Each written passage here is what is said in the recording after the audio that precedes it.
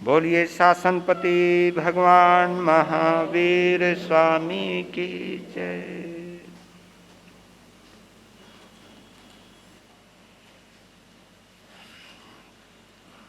अगर आपने महसूस किया हो, बेशक तुम्हें प्राकृत के ये पद समझ में नहीं आए, लेकिन आपने गाते हुए ये अनुभव किया हो कि परम आनंद बरस रहा है, केवल ऐसा अनुभव मात्र से, ऐसा एहसास करते ही हमारा अंतर का संबंध जिनवाणी से जुड़ जाता है।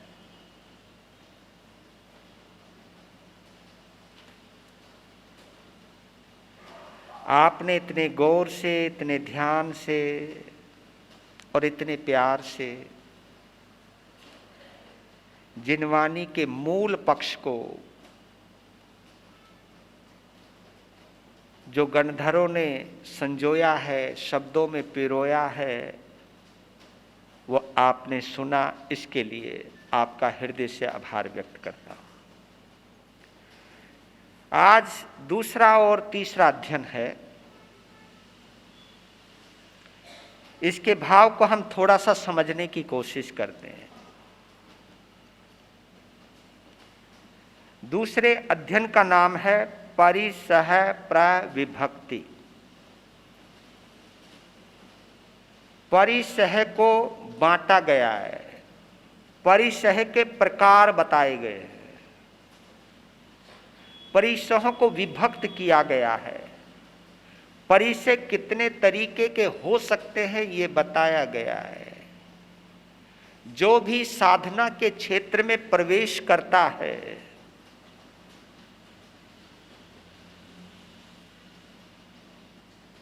उनके जीवन में परिसह आते ही आते हैं। इसको मैं यूं कहूं तो ज्यादा आसान रहेगा। जिसने अगर किसी विद्यालय में दाखिला लिया है तो उसको परीक्षा तो देनी पड़ेगी।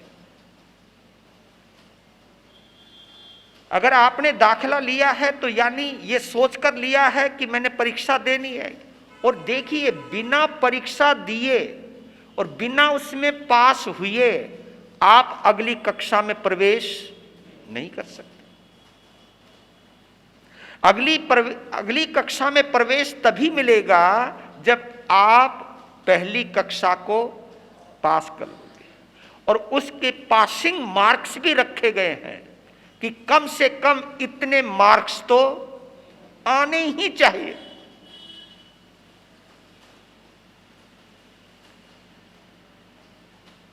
तो प्रवेश करें उससे चार। इस अध्ययन का सार समझने के लिए या सार समझाने के लिए चार पंक्तियां मैं आपके सामने ला रहा हूं। 22 परिसह वीर कहते, 22 परिसह वीर कहते, भिक्षु उनको जान ले, आराधना के मार्ग में यदि आए तो स्वीकार ले, मार्ग भ्रष्ट ना हो कभी भी, कष्ट के दुर्भाव से, सहन समता से करे वो, कर्म क्षय के भाव से, सहन समता से करे वो, कर्म क्षय के भाव से। देखा जाए तो इन 4 लाइनों में पूरे अध्ययन का सार आ गया है। प्रभु महावीर एक साधक के लिए, साधक कौन? जिसने साधना करने का संकल्प लिया है। साधना यानी जिसने अपने आप को साधने की हिम्मत जुटाई है और संकल्प किया है कि मैंने अपने आप को बदलना है, मैंने अपने आप को साधना है, मैंने साधु बनना है। और आपको एक गलतफहमी दूर कर देता हूं, साधु का मतलब यह बाने का साधु नहीं है। साधु कोई भी हो सकता है जो साधना करने का भाव रखता है, और साधना करने का भाव उसी में आता है जो अपने आप को सकारात्मक तरीके से बदलना चाहता है। बस पॉजिटिव चेंज जो लाना चाहता है वो साधक है। इसी आधार पर भगवान महावीर ने केवल साधु साध्वियों की ही प्ररूपणा नहीं की, उन्होंने उनके साथ श्रावक और श्राविकाओं की भी प्ररूपणा की। हम सन्यास धर्म के प्रतीक हैं तो आप भी गृहस्थ धर्म के प्रतीक हैं। हमको अनगार धर्म का प्रतीक माना है तो आपको भी आगार धर्म का प्रतीक माना है। जो घर में रहकर के धर्म की पालना करे वो आगार धर्मी कहलाता है। आगार के 2 अर्थ हैं। एक अर्थ होता है छूट रखना, दूसरा अर्थ होता है घर, इसलिए आगार धर्म कहलाया।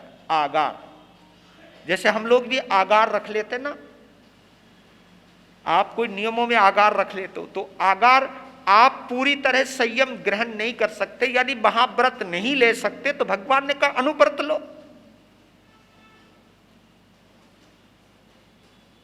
आप लोगों को जो जिसके जीवन में कोई भी नियम मर्यादा नहीं है, कोई नियम और प्रत्याख्यान नहीं है, वो श्रावक नहीं है, वो श्राविका नहीं है, वो महावीर के जिन शासन का हिस्सा ही नहीं है। देखो कमाल की बात है, वो जिन शासन का हिस्सा नहीं है। कौन? जिसके जीवन में कोई एक छोटा सा नियम भी नहीं है। नियम लेना यानी जिन शासन से जुड़ना। जिन शासन से जुड़ने के लिए घर बार छोड़ना जरूरी नहीं। घर बार में रहते हुए, घर परिवार में रहते हुए नियम और मर्यादा से रहना, यह श्रावक का धर्म। तो इसलिए कहते हैं भगवान ने 22 परिचय बताए और उन्होंने कहा आराधना के मार्ग में यदि आए तो स्वीकार ले। आराधना यानी साधना। जब भी हम भाव और भक्ति के रास्ते पर चलते हैं तो रास्ते में कोई भी विघ्न आए, हाँ, विघ्न आ जाते हैं, कोई भी कष्ट आ जाते हैं, तो उन कष्टों को इनकार नहीं करना, उन कष्टों को स्वीकार करना। और शायद इसी के आधार पर कहा गया है। देखो कितनी गजब की बात है। एक भक्त भक्ति के पलों में अपने परमात्मा के समक्ष एक बात कहता है कि तेरे फूलों से भी प्यार और तेरे कांटों से भी प्यार। यह है स्वीकार। इसके लिए एक बात और कहना चाहता हूं, यह हम संत जीवन के लिए बतलाना चाहता हूं। और ये भगवान महावीर ने 22 परिचयों के माध्यम से सभी को सावधान किया है कि जो बहुत ऊंची क्रिया पालते हैं, भगवान ने क्या बोला? जो बहुत ऊंची क्रिया पालते हैं उनको अभिमान से बचना चाहिए, क्योंकि आ ही जाता है। जो बहुत ज्यादा त्याग करते हैं ना, उनको अभिमान आ ही जाता है। जो बहुत ऊंची क्रिया पालते हैं उनको अभिमान से बचना चाहिए, और जो ढीली क्रिया पालते हैं उन्हें अपमान को स्वीकार करना चाहिए। नहीं समझे?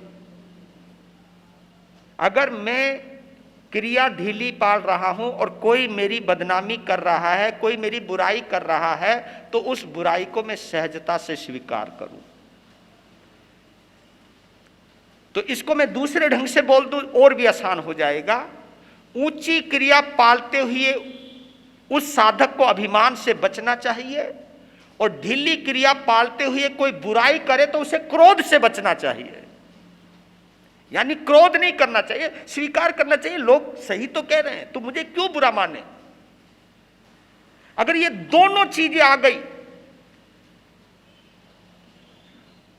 तो ये मत समझना कि ढीली क्रिया पालने वाला कल्याण नहीं कर सकता है।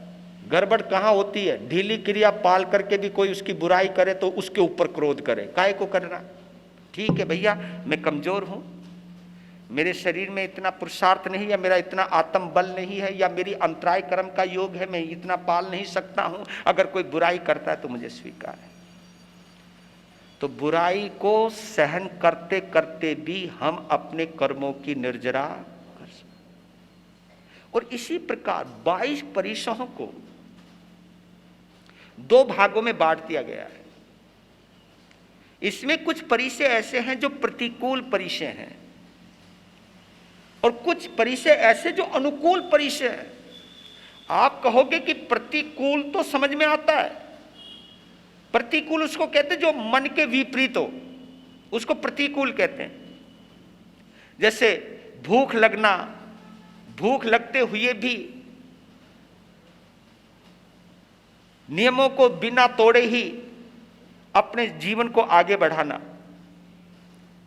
भूख है, प्यास है, उष्ण है, ग्रीष्म है, गर्मी है, सर्दी है, दंश मशक है, अलाभ है। अलाभ परिचय भी होता है कि हम कुछ सोचे कुछ ना मिले, है ना। मैं चाहूं कि भाई लोग बहुत आवें और लोग थोड़े से आवें और मैं माथा पीटने लग जाऊं, तो सोचने लग जाए भैया तेरी किस्मत में जितने लोगों का लिखा है उतने तू उसको स्वीकार कर। जो नहीं आए उनको लेकर के तू टेंशन में क्यों आ रहा है? जो आए हैं उनका तो वेलकम कर, उनका तो स्वागत कर।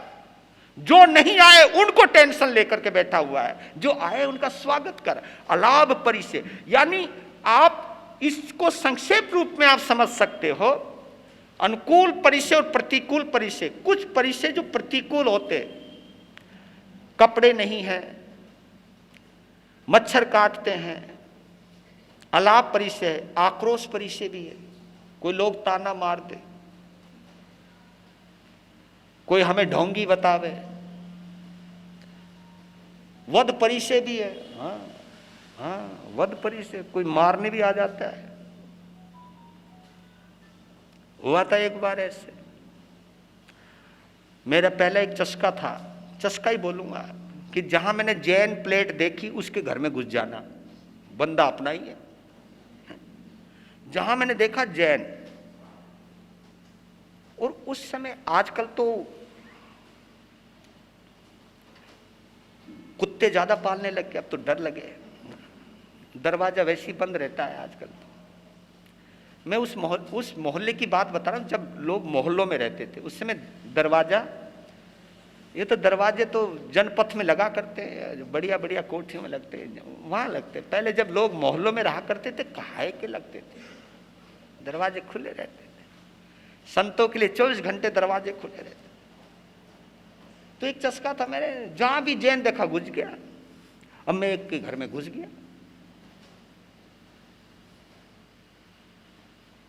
एक बहन रसोई में थी, उसने मुझे देखा और रोटी पका रही थी, बेलन उसका हाथ में।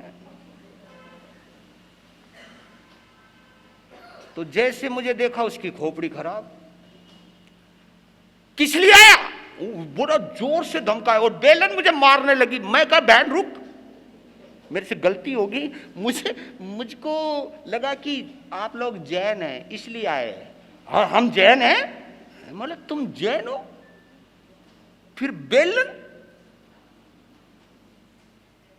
नहीं, हम वो वाले जैन हैं, मैं नाम नहीं लेना चाहता, हम वो वाले जैन हैं, हम तुमको संत नहीं मानते, हम तुम्हारी शक्ल भी देखना नहीं चाहते। यानी मैं आपको और ज्यादा आगे तक नहीं जाने देना चाहता हूं, मैं इतना ही कहना चाहता हूं।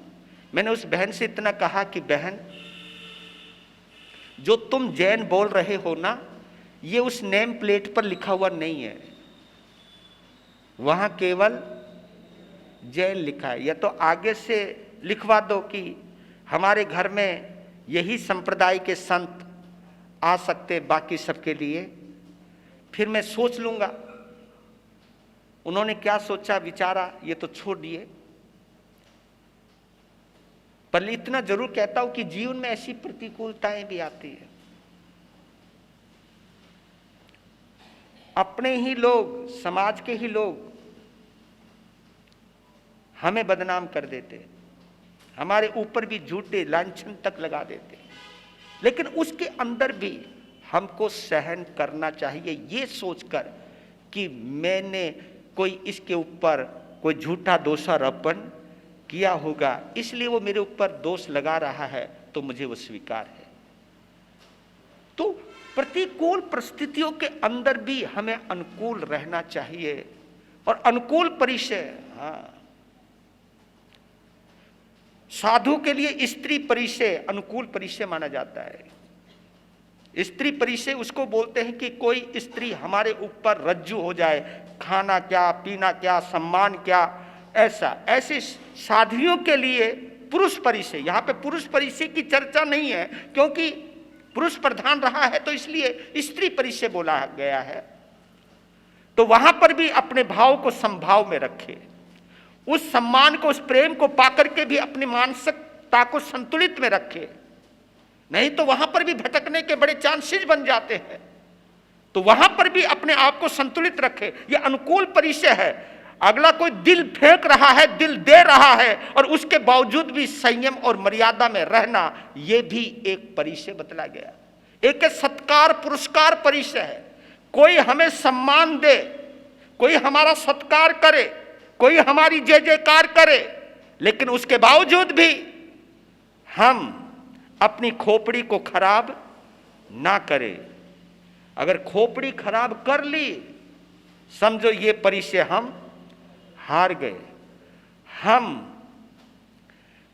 और ये परिचय मालूम है कैसा है कि सत्कार पुरस्कार सम्मान पाकर के अगर मेरे अंदर अभिमान आ गया, तो समझो मैंने ये परिचय सहन नहीं किया, मैं इस परिचय के अंदर डूब गया। लेकिन ये सोच करके सहन करे कि जो सत्कार और सम्मान हो रहा है, हे रमणीक मुनि, ये तेरा सम्मान नहीं है, ये तेरे भगवान का जो तूने बाना पहन रखा है, ये उसका सम्मान है। अगर श्रेय देना है तो भगवान के इस बाने को दे, जिन शासन को दे, ये तेरा कोई सम्मान नहीं है। ऐसा हमें विचार करना चाहिए। एक प्रज्ञा परिचय और होता है, पन्ना परिचय, प्रज्ञा परिचय। आप कहोगे ये परिचय कैसा आता है? ऐसा ये परिचय इस दृष्टि से आता है, कई साधु बहुत पढ़ लिख जाते हैं, बहुत पढ़ लिख जाते हैं, सब ग्रंथों को पढ़ लेते हैं, कई भाषाओं के जानकार होते हैं, उद्भट विद्वान होते हैं,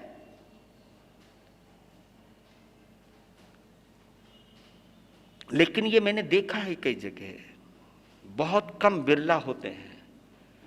पढ़े लिखे होने के बाद उनके जीवन में एक परिचय क्या आता है, जो जितना पढ़ लिख जाता है उसकी श्रद्धा उतनी कमजोर हो जाती है। उसके ये भाव आ जाता है, कुछ नहीं रखा है, सब बेकार है, सब ढकोसला है। प्रज्ञा परिचय उसको भी कहते हैं जो अपनी मान्यताओं से इतना बंध जाता है कि दूसरे के दुख दर्द को भी भूल जाता है, अपने आप को ही सेल्फ सेंटर्ड अपनी सोचता है, ऐसा मैंने देखा है, कई विद्वान जब बन जाते हैं वो किसी को कुछ नहीं मानते, वो सब कुछ अपने को मानते, अहंकार आ जाता है।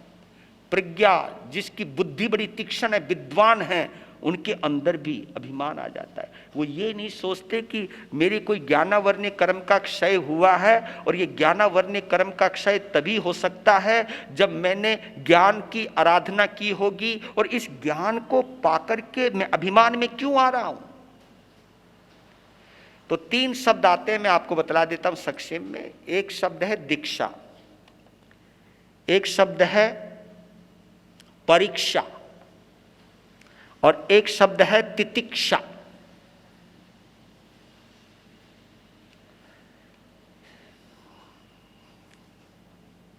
साधना को स्वीकार करना ये दीक्षा कहलाती है। आप भी जो अनुव्रत की साधना लेते हो, कोई त्याग प्रत्याख्यान लेते हो, ये दीक्षा है। जब भी आप किसी को गुरु बनाते हो, ये भी एक दीक्षा है। किसी को गुरु धारण करते हो, ये भी एक दीक्षा है। जैसे हमारी संपूर्ण दीक्षा है, तुम्हारी छोटी दीक्षा है, पर लेकिन दीक्षा है। और आपको यह भी बतला देता हूं, हम जब पहले संत बनते हैं तो वह हमारी छोटी दीक्षा कहलाती है। बड़ी दीक्षा का पाठ अलग होता है। और आपको जानकारी की दृष्टि से बोल देता हूं, छोटी दीक्षा 6 महीने तक चल सकती है। कितने? 6 महीने तक चल सकती है। और वैसे छोटी दीक्षा अधिकांशतः आज के ज़माने में 1 हफ्ते तक चलती है।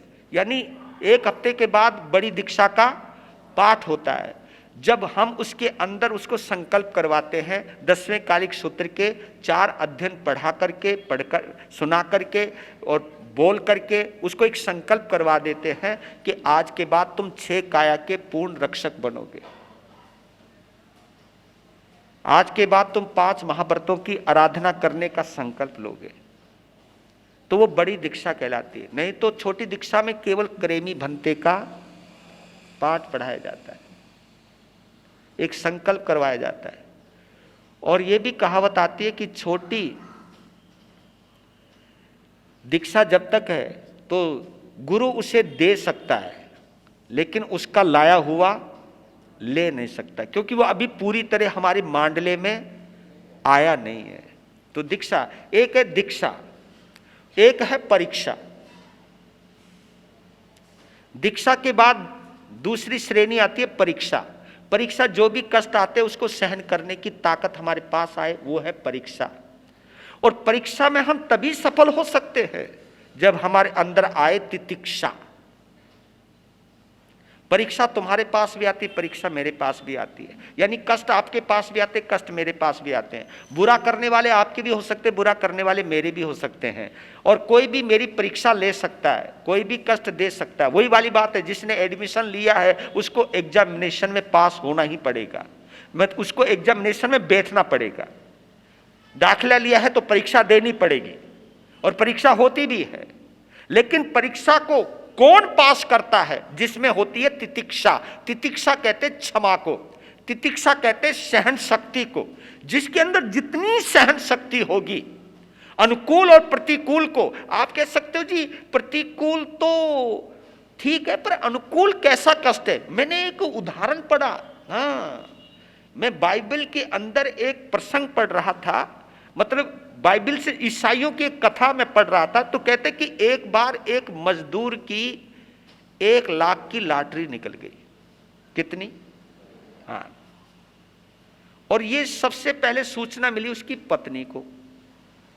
पत्नी घबरा गई, वो इतनी घबराई, चर्च में गई भागी भागी। वहां पादरी बैठा था, पादरी को बोलने लगी, फादर हो सके तो मुझे इस मुसीबत से बचा लो। कि क्या हुआ बेटा? मेरे पति की 1 लाख रुपए की लॉटरी लग गई। तो इसमें बचाने की क्या बात है? कि तुम नहीं जानते, मेरे पति ने कभी 2 का नोट नहीं देखा जिंदगी में। अगर उन्हें यह पता लग गया कि उसकी 1 लाख की लॉटरी है, वो मर ना जाए,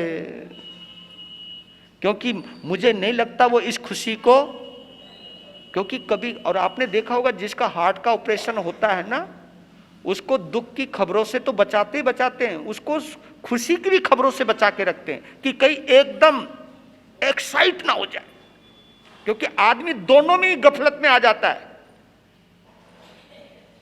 जब देखा कि हाँ ये बेचारी रो रही है, कहा कि तू टेंशन ना ले, कहा जी बस वो उनके आने का समय हो रहा है, तुम आ जाओ। वो पहुंच गया और वो भाई साहब आ रहे मजदूरी करके, मजदूर थे वो।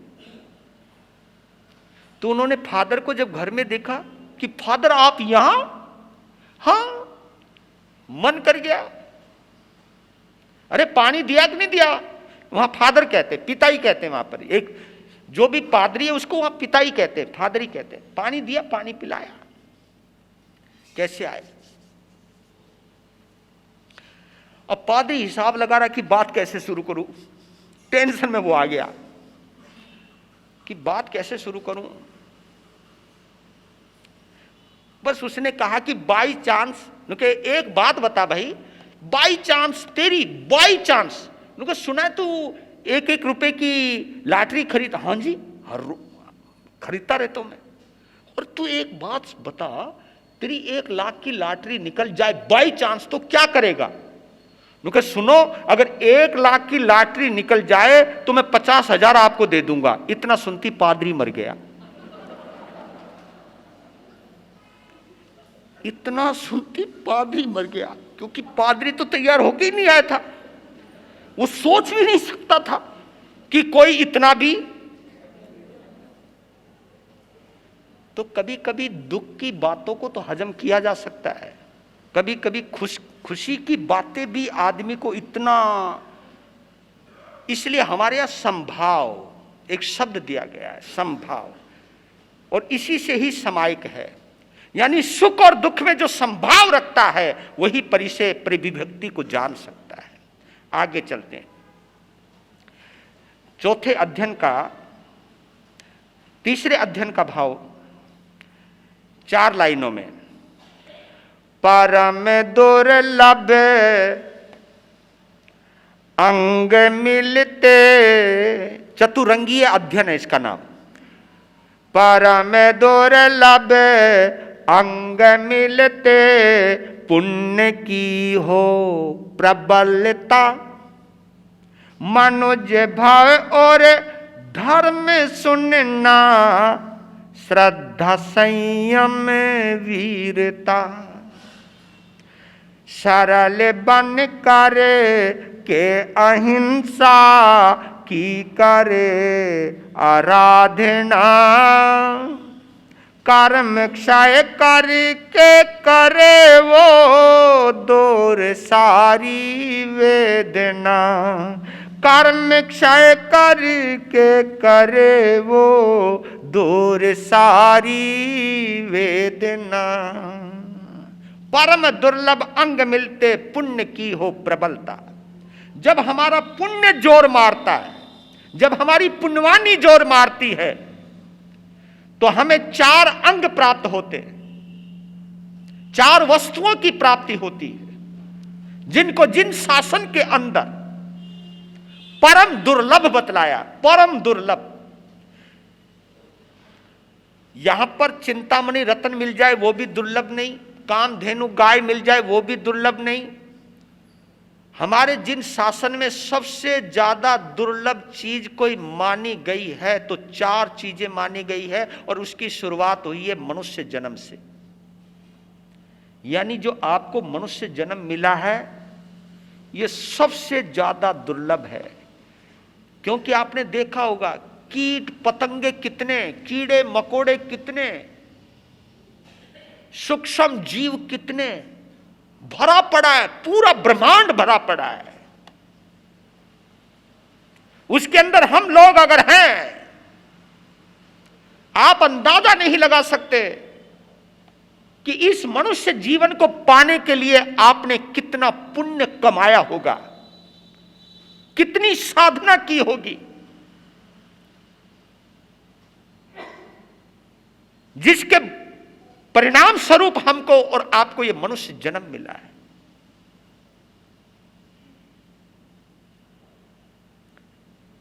और उससे भी दुर्लभ।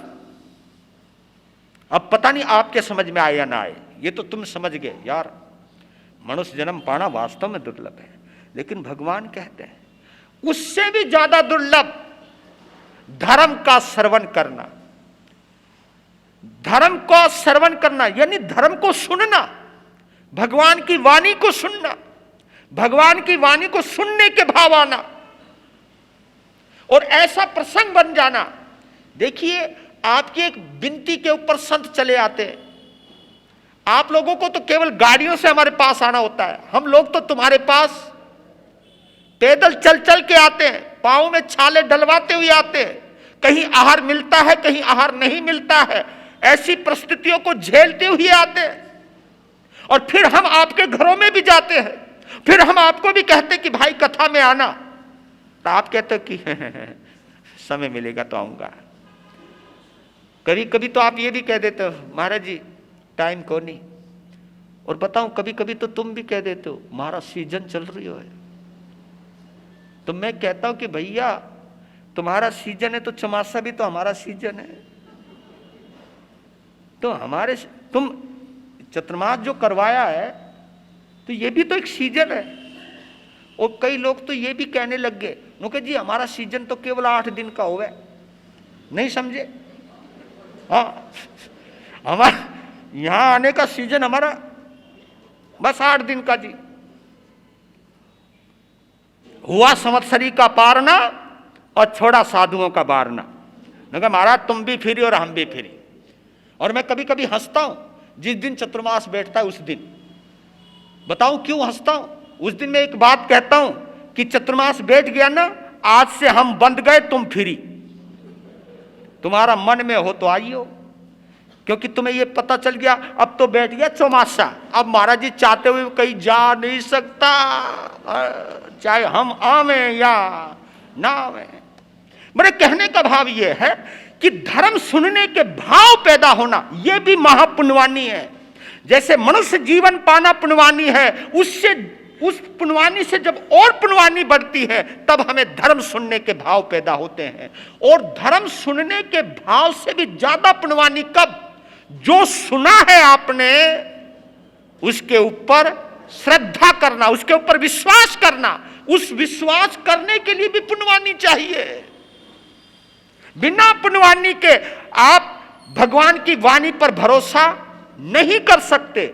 और जब एक्यूट मैचलेस अगर आपको पुण्यवानी चाहिए कब?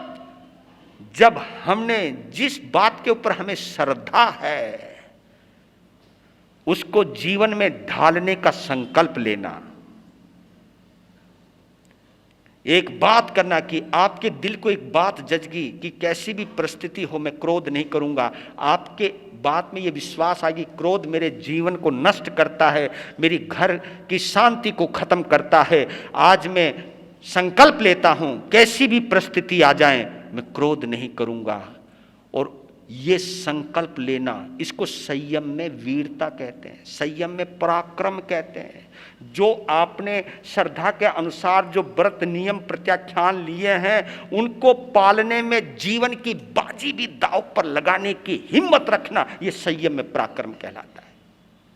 तो ये पराक्रम जब आपके अंदर पैदा होता है तो ये है असली परम अंग। मनुष्य जन्म, धर्म श्रवण और सुनी हुई बात पर श्रद्धा करना यानी धर्म पर श्रद्धा करना और श्रद्धा के अनुरूप संयम की पालना करना, यह पुण्यवानी है। और इसी चीज के लिए, इसी बात के लिए देवता भी इंसान को नमन करता है। वो जानता है, नहीं तो देवता हमसे ज्यादा समृद्ध हैं, हमसे ज्यादा खूबसूरत हैं, हमसे ज्यादा ऐश्वर्यवान हैं। क्या जाहो जलाली है, क्या ऐश्वर्य है उनके पास, लेकिन देवता भी अगर इंसान के चरणों में नमन करता है तो ऐसे नहीं करता। वो एक विशेषता को नमन करता है। वो जानता है कि मेरे पास दुनिया का हर सुख है, लेकिन इस मनुष्य के पास वो सामर्थ्य है जो मेरे पास नहीं है। और इसकी एक सुंदर परिभाषा दी है, मनुष्य जीवन मनुष्य जीवन मिट्टी की जमीन है, मिट्टी की जमीन है, और देवताओं का जीवन संगमरमर का फर्श है। इस संगमरमर के फर्श पर आप कितने भी बीज डालो वो कभी पैदा नहीं होंगे, वो सड़ जाएंगे लेकिन पैदा नहीं होंगे। मिट्टी चाहे कितनी भी मटमेली क्यों ना लगे, लेकिन उस मिट्टी की खूबसूरती है, उसमें अगर बीज भी डालोगे तो बीज पैदा हो सकते हैं। तो इस मनुष्य जीवन की विशेषता है, जो भी हम स्वीकार करें वो हम बन सकते हैं।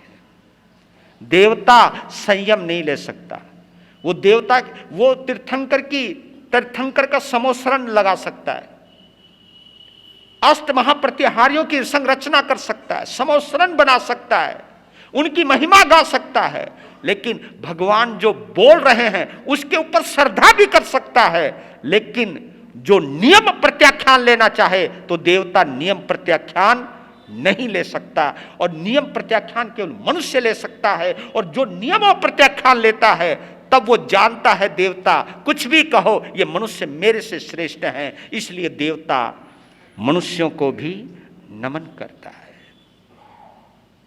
तो आप समझ गए होंगे